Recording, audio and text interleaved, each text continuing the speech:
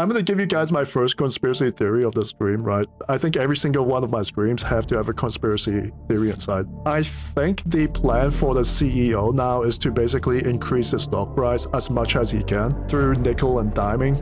And I think he's actually going to retire soon. But as the CEO, I think he's been around for like 11 to 12 years.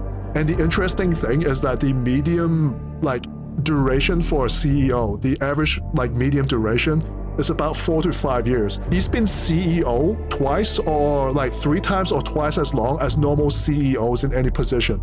Today we're going to talk about, obviously, Asmongold coming into the hobby. There's going to be parts about the Helldivers and Dawn of War 4 as well if Nelop comes in. And for the intro section, we've got like this whole Baneblade news and StarCraft as well. So let's get started on the Baneblade news, because I think it's a little bit ridiculous, right? And obviously, when it comes to news, I think Auspex Tactics is like the standard when it comes to news reading. I'm not sure if Valrak actually talked about this.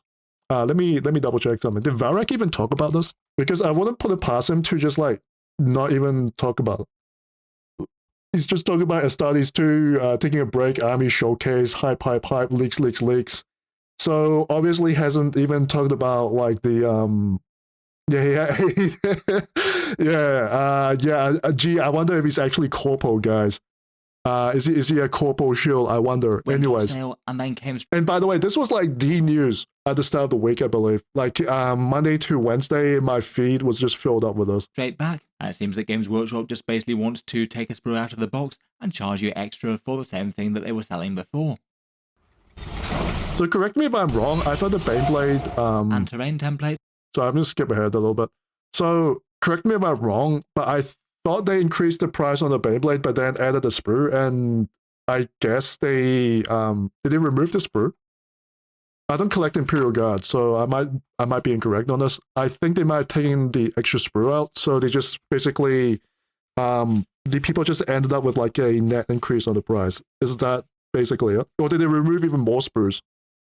Because I remember the kit was really popular with the Orc players, because it scam off like bits off other people. You can actually split a box with like an Orc player pretty easily. And it's a big, solid and pretty iconic kit that people really wouldn't want to see go away, and there was very little chance it was getting a new model at this point.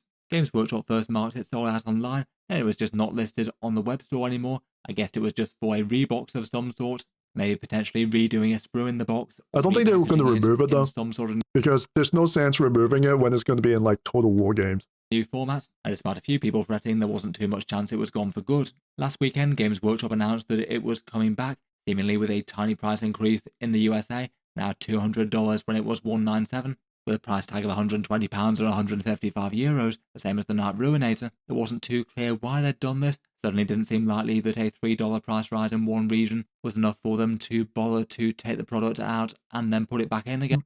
So I think the $3 price rise was not really, that does not include the previous price rise when the sprue was added on, I believe. And I was expecting that we might find out either by the product descriptions or when people got their boxes. It seems that we now have an answer to the small mystery, and frankly it's not that great, just a straight downgrade in what Games Workshop's offering. When the Saturday pre-orders went live, it looks like the...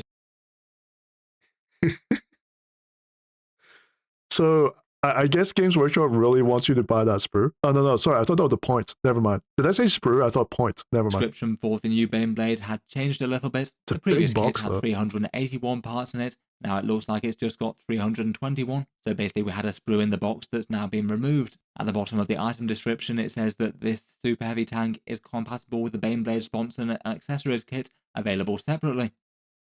That also turned up.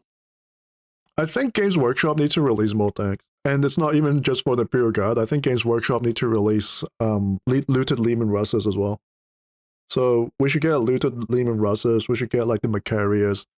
All that Forge World stuff should be in 40k. Baneblade sponsor and accessories kit. And the reason for that is that like the regiments have like a very distinctive look to them, like the Armageddon Steel Legion and, you know, Mordian Iron Guard and stuff. But I think tanks are more universal. So I think, yeah, like stuff like tanks will be more popular as well.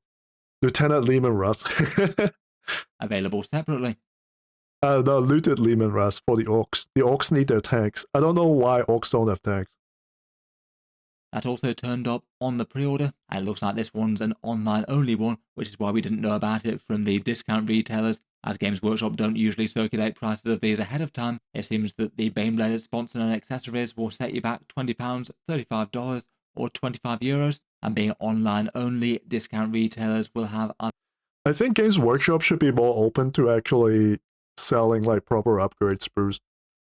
And the thing is that, okay, so Games Workshop has been going after SDL sites, and a lot of those SDL sites really, like a lot of them are smart enough not to sell full models now. A lot of them just really sell upgrade sprues for stuff like knights and stuff, or like sponsons and all that. Sometimes like a bit of a waste where they'll go after a shop and they'll be like, okay, no more upgrade sprues for you guys. But then they don't really bring out like a product to fill in that gap anyways. And it feels like on one hand, if it's like a shitty thing to do to go after a shop, and on the other hand, it's like very sloppy that they're not even filling the gap in the market where they can be making money on. You guys get what I'm saying with that? Like, if you can actually fill in the market after you take down a shop, I can kind of understand that. But you take down the shop, and then there's like a massive gap in the market, and it's like, what the fuck, are you guys so sloppy? Like, Have a limited... There's no excuse for the new Baneblade. None. There's no excuse.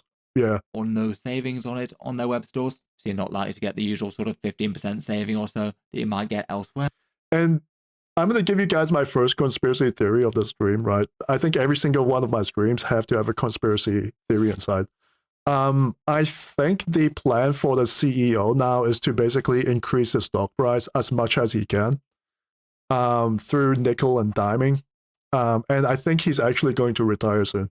He's gonna bump it up like really high. And I think the one thing that will basically confirm this is if he ever like fires like a shitload of people.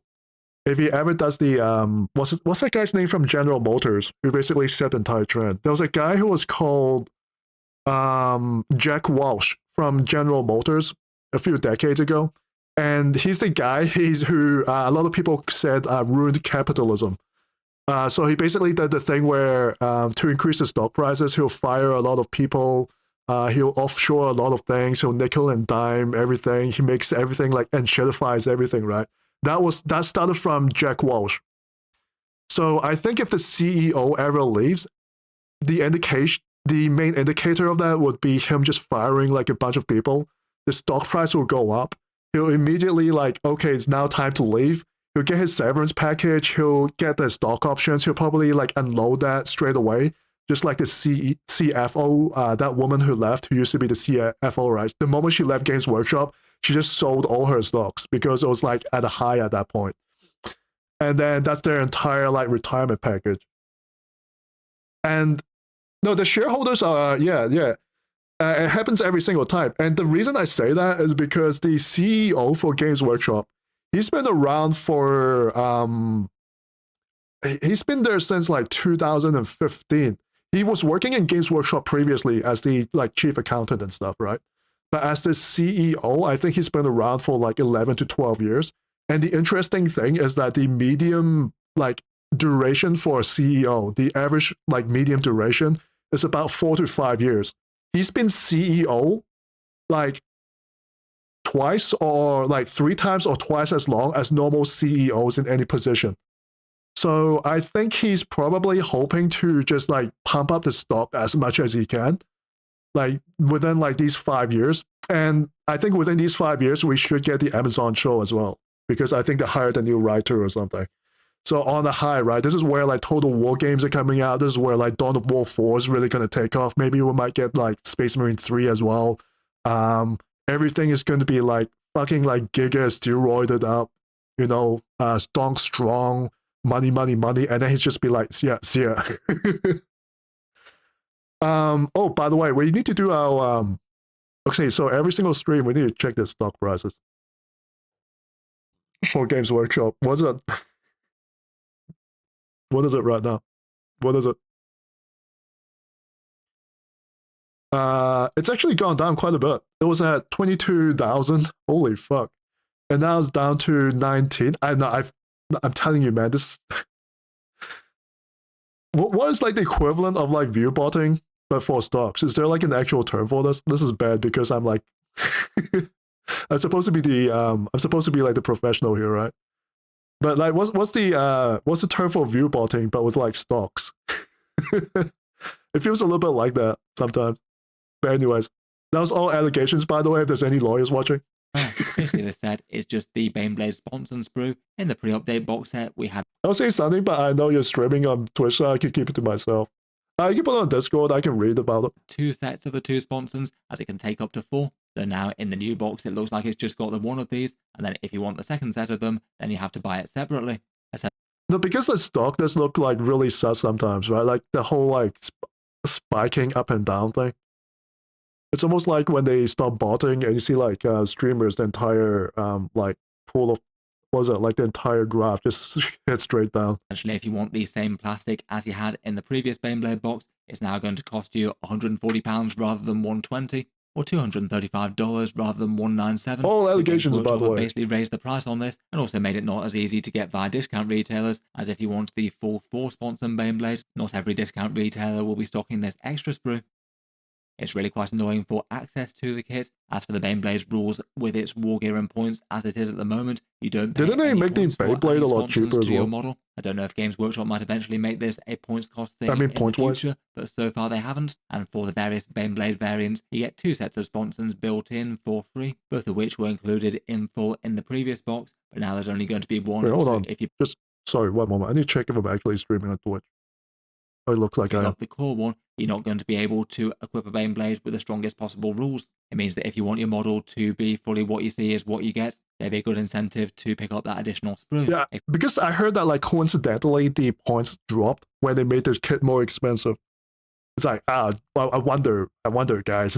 Games Workshop do keep that as the optimal way to field them though. In casual games, I'm sure most people will be absolutely fine with your proxying. It's not like heavy bolters and las cannons aren't represented on the model. It's just that you get more shots than you might guess. You could potentially convert something, maybe represent those weapons not necessarily as sponsons but elsewhere on the model. Or perhaps use some 3D printed upgrades, which do seem to already exist with a quick search on the internet. A very quick search brings up a few examples for me. One of them seems to be on eBay in the UK. It is pretty annoying stuff, a pretty flat downgrade in the thing that 35 points. How much is a Baneblade in terms of points? It's like 400 points, right? So it's gone down about 10%. That's actually quite major. I think 35 points, that's like almost half a squad of guardsmen who can be scoring. So I think that's pretty major. Battletech is a great hobby, no expensive, great game. I really like Battletech as a setting.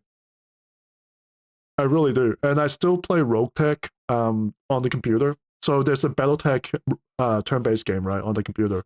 And you can get like a sandbox mod called RogueTech on that, and it's really fun. I think it's still supported, it's still being updated.